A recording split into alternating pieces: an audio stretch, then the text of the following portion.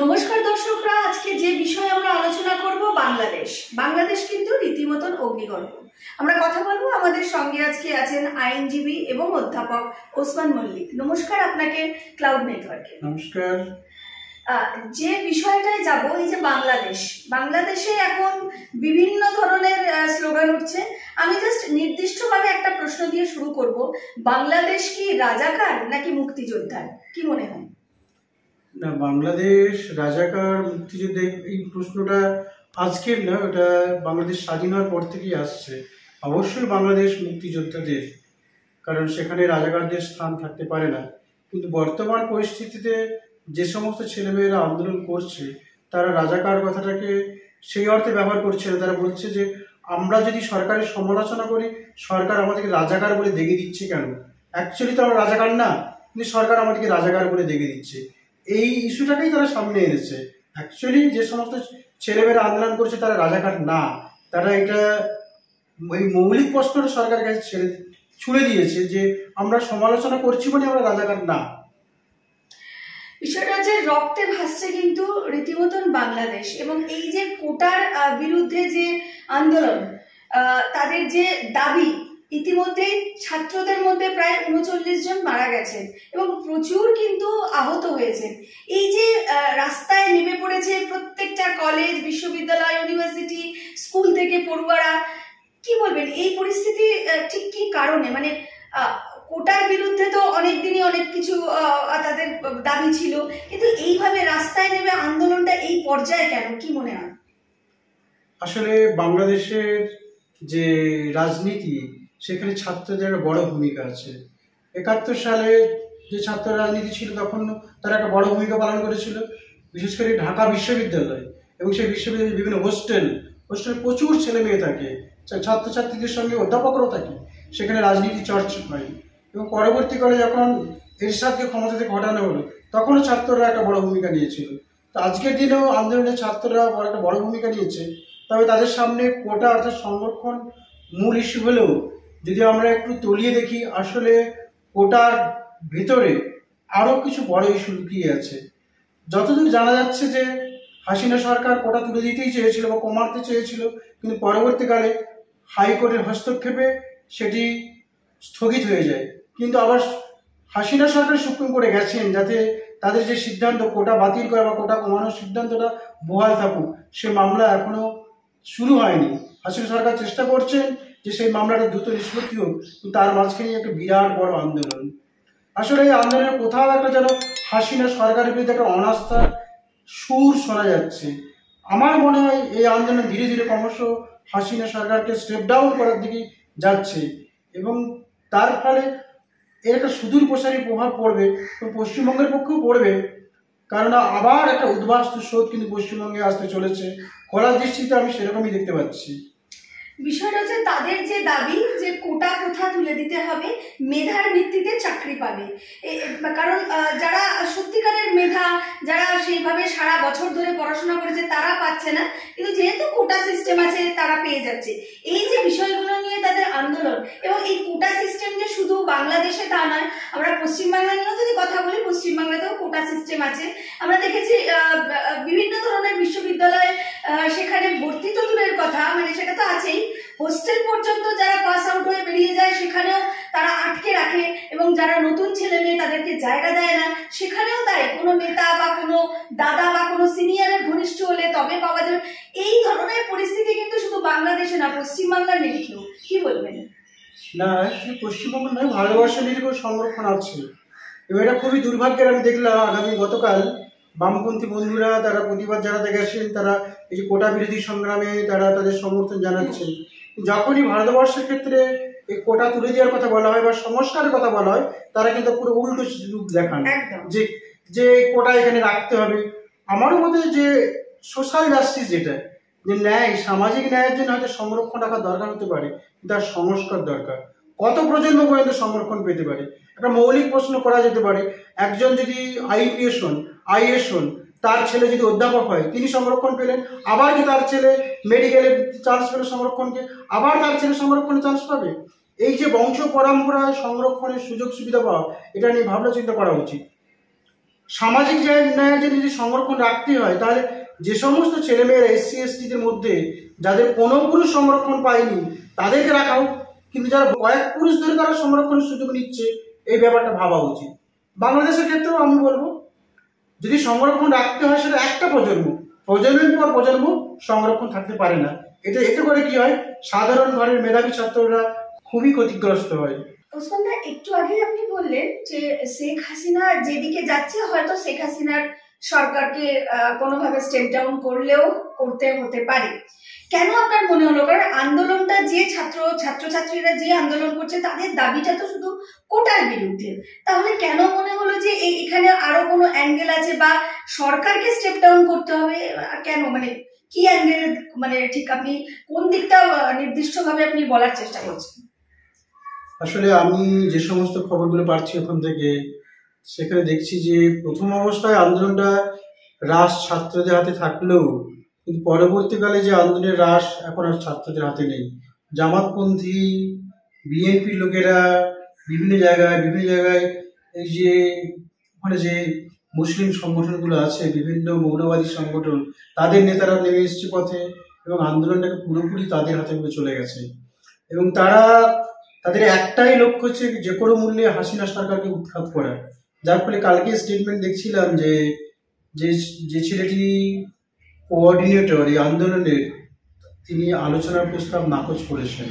আলোচনার প্রস্তাব নাকচ করা মানে কি? আলোচনার প্রস্তাব নাকচ করা মানে যে তার একটা চূড়ান্ত বিহিত চাইছেন। তাছাড়াও আর একটা ব্যাপার, বিভিন্ন স্লোগান দেখছি সেখানে স্লোগান কিন্তু বিভিন্ন ক্ষেত্রে ভারত বিরোধী স্লোগান উঠে আসছে। এই ভারত বিরোধী স্লোগানের তো এখানে কোনো জায়গা নেই।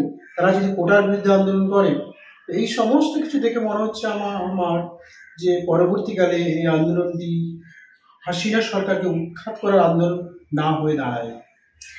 কোথাও কি বাংলাদেশের এই আন্দোলনের ছায়া পশ্চিমবাংলাতেও এসে পড়ছে? কারণ আমরা গতকাল দেখলাম কয়েকটা ছাত্র সংগঠন তারাও কিন্তু রাস্তায় নেমেছে এবং এই একই তাদের সমর্থন করে, মানে বাংলাদেশের এই আন্দোলনকে সমর্থন করে তারাও কিন্তু স্লোগান তুলছেন, আবার ইনকিলাব জিন্দাবাদ বলতেও দেখা যাচ্ছে। কি বলবেন তাহলে?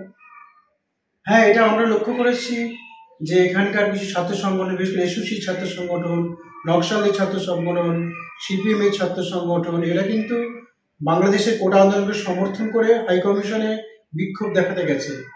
এটা ঘটনা যে বাংলাদেশে অনেক ছেলে মারা গেছে এবং প্রতিটি মৃত্যুই খুব দুঃখের, এবং ছাত্রদের মৃত্যু হলে তো কথাই নেই। ক্লাস 9-এর ছেলে মারা গেছে, কলেজ পড়ুয়া মারা গেছে, আমরাও ব্যথিত। কিন্তু এখানে বামপন্থীরা যে কারণে তারা সমবেদনা জানাচ্ছে বা এই আন্দোলনের প্রতি সলিডারিটি দেখাচ্ছে যে কোটা তুলে দেওয়া, কিন্তু ঠিক একই ইস্যু যখন পশ্চিমবঙ্গে আসে বা ভারতবর্ষের ক্ষেত্রে আসে, তাদের কিন্তু সুর পুরোপুরি পাল্টে যায়।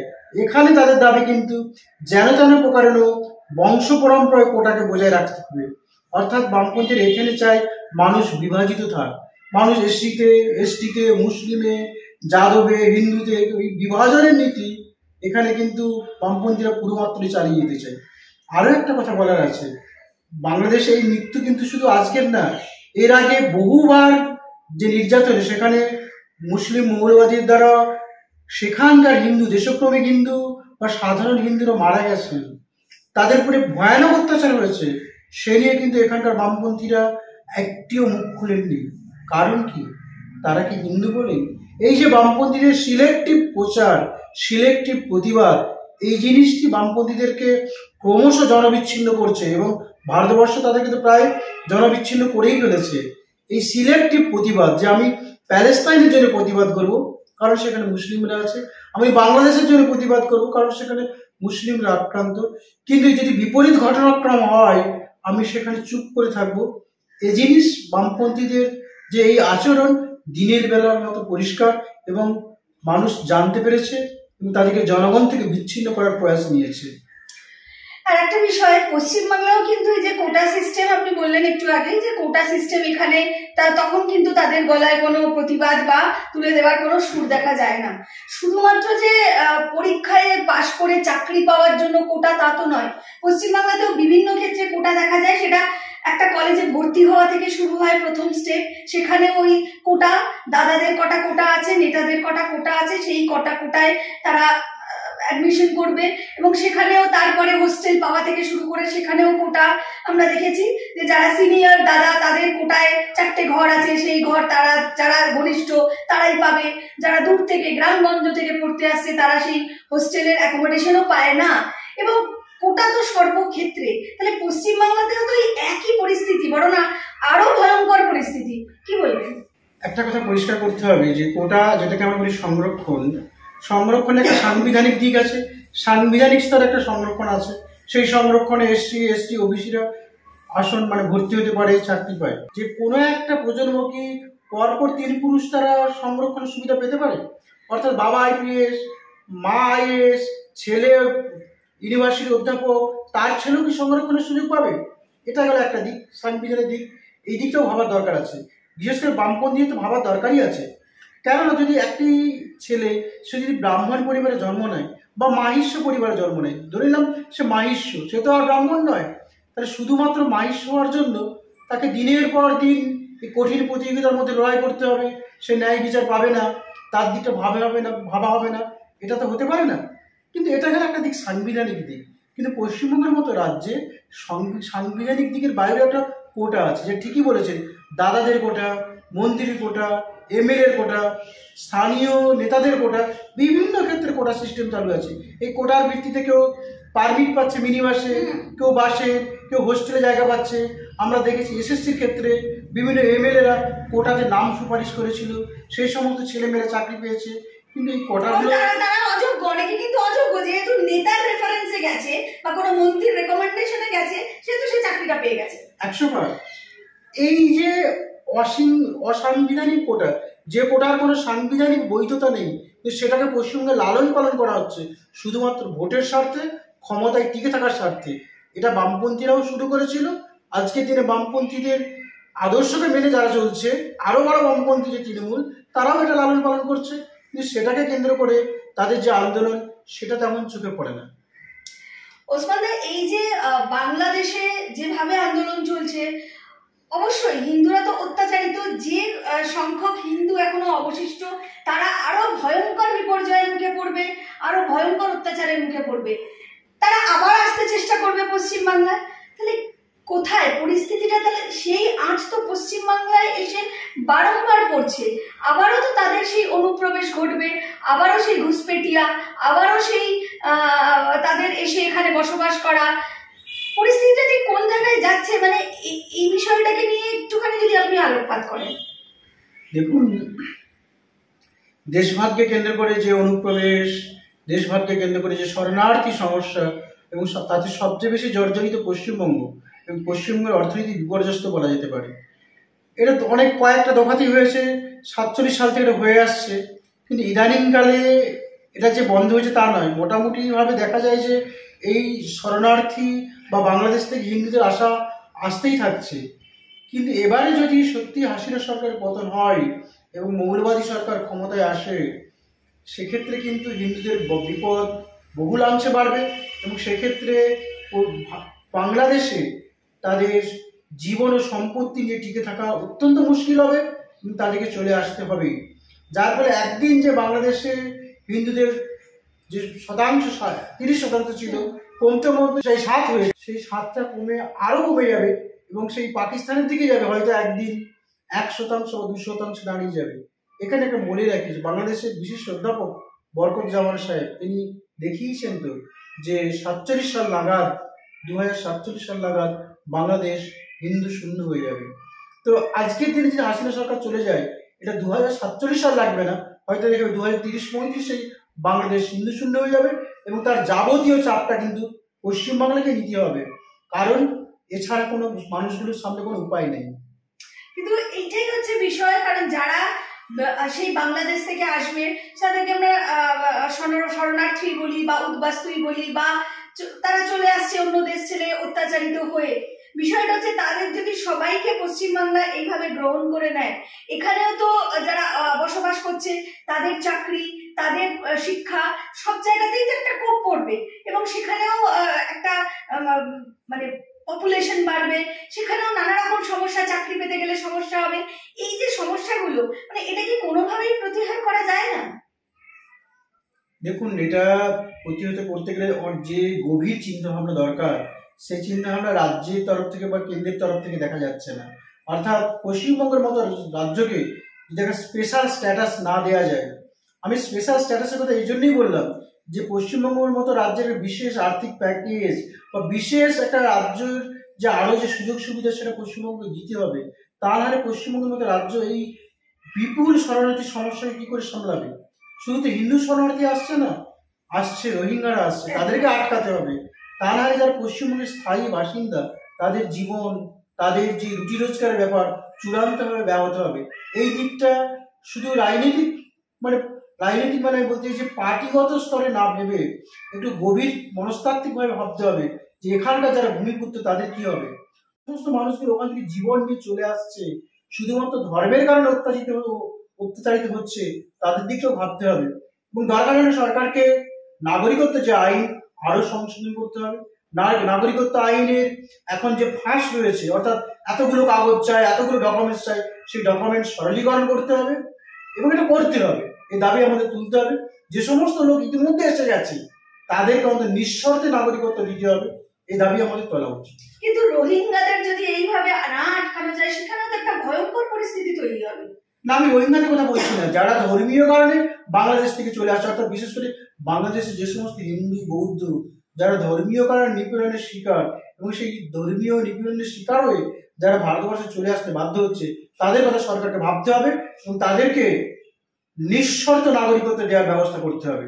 আর বাকি যে বললেন রোহিঙ্গাদের চিহ্নিত করতে হবে, পুশব্যাক করতে হবে এবং যাতে তারা আসতে না পারে তাদেরকে কাঁটাতারের ওপারে আটকাতে হবে। এই ব্যবস্থা কেন্দ্র সরকারকে এবং রাজ্য সরকারকে সম্মিলিতভাবে কঠোরভাবে নিতে হবে। কিন্তু যেখানে কেন্দ্র সরকার আটকাতে পারছে না, আমি ব্যর্থ এই কারণে বলবো যে বর্ডার পেরিয়ে আসে সেই বর্ডারটা কিন্তু কেন্দ্র সরকারের হাতে। সেখানে তাদের ওখান থেকে আটকানোর অনেক রকম ব্যবস্থা করা যায়, কিন্তু সেই জায়গায় জানি না তারা কতটা ব্যবস্থা করতে পারে। রোহিঙ্গারা ঢুকছে। এবার চলে আসি রাজ্যের কথায়। রাজ্যেও তাই, রোহিঙ্গারা আসছে এবং সেখানে আসার পর কিছুদিনের মধ্যেই তারা আধার কার্ড বানাচ্ছে, তারা ভোটার কার্ড বানাচ্ছে এবং নাগরিকত্ব পেয়ে যাচ্ছে। সেখানেও কিন্তু সরকার অনেকটা লুজ, অনেকটা সেই দিকটা দেখছে না এবং যখন আধার কার্ড এবং ভোটার কার্ড বানাচ্ছে সেই সমস্ত তথ্য দিয়েই বানাচ্ছে, সেই তথ্যগুলোও সরকার ভালো করে পর্যবেক্ষণ করে বা বিবেচনা করে দেখে তাদের কার্ড ইস্যু করা, সেই বিষয়গুলো থেকেও বিরত। কি বলবেন তাহলে? দুটো সরকারই তো নির্লিপ্ত। এটা ঠিকই যে কেন্দ্র সরকারেরও এখানে অনেক গাফিলতির জায়গা আছে আর রাজ্য সরকারের তো আসে, কিন্তু নাগরিক সমাজে তার দায় এড়িয়ে যেতে পারে না। আমার পাশে যে রোহিঙ্গারি বসবাস করছে, আমি চিনি সে রোহিঙ্গা, তাহলে আমাদের তরফ থেকে তাকে চিহ্নিত করা দরকার, প্রশাসনকে জানানো দরকার। নাগরিক সমাজ যখনই উচ্চকণ্ঠ হবে, নাগরিক সমাজ যখনই প্রতিবাদ তুলে ধরবে, তখন সরকারকে নড়ে চড়ে বসতে হবে। কিন্তু দুঃখের কথা, এখানে নাগরিক সমাজ ভীষণ রকম নির্লিপ্ত। এই নাগরিক সমাজকে আমাদের জাগাতে হবে, তাহলে দুটি সরকারই জেগে উঠবে, তা না হলে দুটি সরকারের ঘুম ভাঙবে না। ওসমান দা, আমরা যদি দেখি পশ্চিমবাংলার, আমরা বসবাস করি, আমরা পশ্চিমবাংলাতেই জন্মেছি। আজ থেকে 10-15 বছর কি 20-20 বছর আগে যদি আমরা দেখি, বিভিন্ন ধরনের একই সঙ্গে আমাদের এখানে বিভিন্ন উৎসব পালন করা হয়, যেমন দুর্গাপুজো হয়, সেরকম ঈদ পালন করা হয়, বিভিন্ন ধর্মের আমরা ক্রিসমাস পালন করি। কিন্তু বিষয়টা হচ্ছে একটা অদ্ভুত ঘটনা, যেটা ভিডিও ভাইরাল হয়েছে, সামনে এসছে, যেখানে হাতে রীতিমতো শোড, তলোয়ার, কাটারি, বিভিন্ন ধরনের ওয়েপন্স নিয়ে মহরমের সময় ছোট ছোট বাচ্চারা, তাদেরকে আমরা কি বলবো, মুসলিম বলবো, রোহিঙ্গা বলবো, ছোট ছোট বাচ্চারা, খুব বেশি হলে 18 বছর, 19 বছর, 17 বছর কি ম্যাক্সিমাম 20 বছর, তাদেরকে ওপেনলি হাওড়া স্টেশন থেকে শুরু করে বিভিন্ন জায়গায় ঘুরতে দেখা যাচ্ছে। এই চিত্র কিন্তু পশ্চিমবাংলায় দেখতে শুরু করে দিয়েছে মানুষ। তাহলে কোন দিকে এগোচ্ছে? প্রশাসন নির্লিপ্ত, সরকার নির্লিপ্ত। আসলে প্রশাসন বলুন আর সরকার বলুন, এখন তো সবারই একটি কাজ হয়ে গেছে, তাদের নিজের পজিশনটা ঠিক রাখা। যিনি ক্ষমতায় আসেন তিনি ভাবছেন আমার ক্ষমতাটা কি করে থাকবে, যিনি প্রশাসনে আছেন অর্থাৎ IAS IPS তারা ভাবছে আমার প্রমোশনটা কিভাবে হবে। কিন্তু সবার অগোচরে যেটা ঘটে চলেছে, পশ্চিমবঙ্গের ডেমোগ্রাফি ভীষণভাবে বদলে যাচ্ছে। আর কেনা জানে গণতন্ত্রের সংখ্যাই শেষ কথা। যদি কোনো একটা জায়গায় কোনো একটা বিশেষ গোষ্ঠীর ভোটাধিকার বেশি থাকে, তারাই শেষ কথা বলবে, সেদিকেই যাচ্ছে। তো পশ্চিমবঙ্গে তো আইনের শাসনের কথা কেউ ভাবছে না। বা পশ্চিমবঙ্গ থেকে একদিন রেনেসাঁর মানে তাবড় তাবড় ব্যক্তিত্বরা জন্ম নিয়েছিল, গোটা পৃথিবীর মুখ আলোকিত করেছিল, সেই পশ্চিমবঙ্গকে এইসব দিন দেখতে হচ্ছে তলোয়ার নিয়ে মানে বাচ্চা বাচ্চা ছেলেরা খেলা করছে, এ তো কল্পনার বাইরে। তাহলে এই জিনিসগুলোকে নির্মূল করা দরকার, শুরুতেই নির্মূল করা দরকার। কিন্তু ভোটের স্বার্থে কেউ তো রাগ কাটছে না।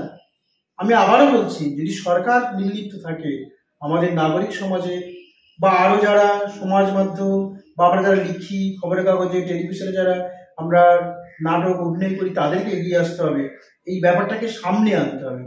বেশিরভাগ মানুষের সামনে আনলে সরকারের আশা করি টনক নড়বে। যতক্ষণ না জনগণ এটা নিয়ে সোচ্চার হচ্ছে, ততক্ষণ এসব জিনিস বন্ধ হবে বলে আমার মনে হয় না।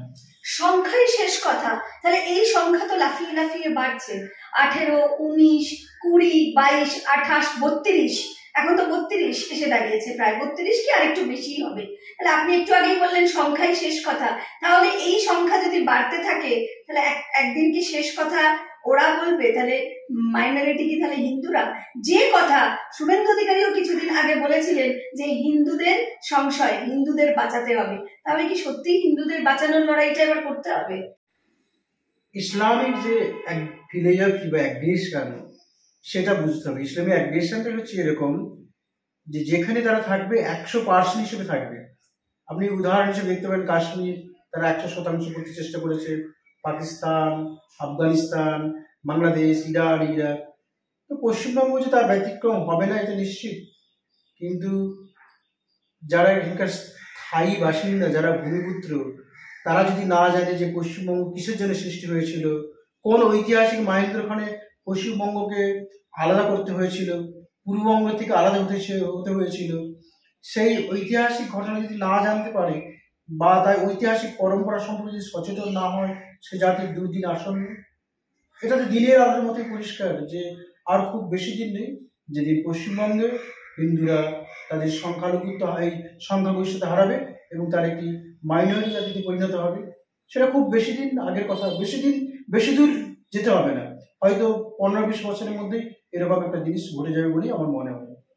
কি বলবেন তাহলে এর থেকে উপায়টা কি? এর থেকে বেরোনোর উপায়টা কি? তাহলে কি ওই যে শুভেন্দু অধিকারীর কথায় হিন্দুদেরকে এবার নামতে হবে বা হিন্দুদেরকে জাগতে হবে, হিন্দুদের জাগরণ ঘটাতে হবে? হিন্দু জাগরণের কথা এটা থেকেও বড় কথা যে একটা সাংবিধানিক সমাধান দরকার। সাংবিধানিক সমাধানটা হচ্ছে যে গোটা ভারতবর্ষের ক্ষেত্রে জনসংখ্যা নিয়ন্ত্রণ নীতি কার্যকরী করতে হবে। দরকার হলে 1 জনসংখ্যা নীতি বা 2 জনসংখ্যা নীতি সঠিকভাবে কার্যকরী করতে হবে, এটাই একমাত্র পথ। হিন্দুরা জাগরণ হয়ে তারা কেউ 6টা বাচ্চা নেবে, এটা একদম মূর্খতা। অনেক হিন্দু নেতাদেরকে দেখি তারা বলে যে আপনারা বাঁচার জন্য 8টা বাচ্চা নেন। সমাধানটা হচ্ছে চীন যে পথ নিয়েছে বা অন্যান্য দেশ দিয়েছে যে জনসংখ্যাকে সীমায়িত করতে হবে, কঠোর জনসংখ্যা নীতি আনতে হবে। এই কঠোর জনসংখ্যা নীতি জনসংখ্যার ভারসাম্যকে একমাত্র রক্ষা করতে পারবে, এছাড়া আর কোনো বিকল্প রাস্তা নেই। অসংখ্য ধন্যবাদ কুসুমেন্দা, অসংখ্য ধন্যবাদ আমাদের দর্শক বন্ধুদের যারা এতক্ষণ অনুষ্ঠানটি শুনছিলেন।